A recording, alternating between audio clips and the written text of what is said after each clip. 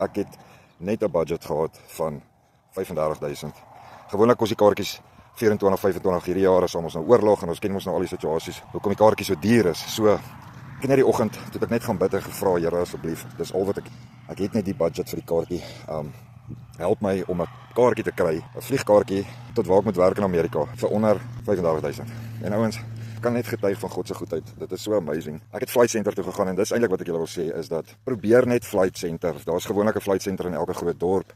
Jy kan hulle dalk bel ook, maar dit is altyd goed om in persoon in te gaan voor hulle te sit en vir hulle te sê asseblief help my. En dis wat ek gedoen het. Ek gebruik nou vir Flight Centre vir meer as 10 jaar, vir jare en jare voor dit ook met boekings en vlugtinggoeders en ek het net daar by hulle gesit. Ek het daar by Megan gaan sit of Jenna Lee help my ook altyd gewoonlik, maar hierdie keer was dit ou Megan en nou Megan, ek het vir haar gesê Megan, my budget is net dit. Kyk wat jy vir my kan doen.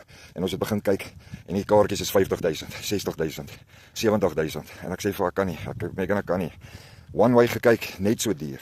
En ek hou nie van one way boek nie, want as jy nou by die border security ingaan en daarso dan wonder hulle nou hoekom wil jy nou net one way ingaan? Jy weet hoekom het jy nie 'n kaartjie teruggeboek nie. So anyway, langs oor die kort is ons kyk en ons sit en sy kyk van deur alles en dit het nie goed gelyk nie. En ek het net begin, my moed het so 'n bietjie gesak en ek het net gesê, Here asseblief help my om 'n kaartjie te kry vir my budget. En weet julle wat ouens, ek het 'n kaartjie gekry vir 31.500 rittoer Amerika toe en terug vir my budget wat ek gehad het. En ek wil net vir julle dit noem, twee goed, is God is groot.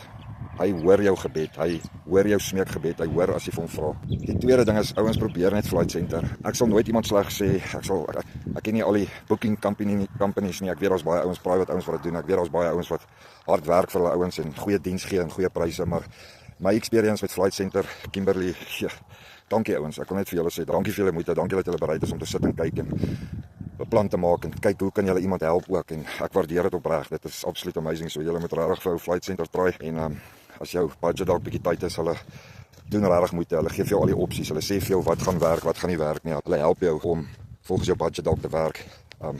Maar ja, God is groot, hy maak die deure oop, hy kry die geleenthede vir ons om Amerika toe te gaan, dit is so voorreg om Amerika toe te gaan. So, ouens, as jy vlieg en jy budget tight, bid, vra jou skepper vir hulp en gaan probeer Flight Centre.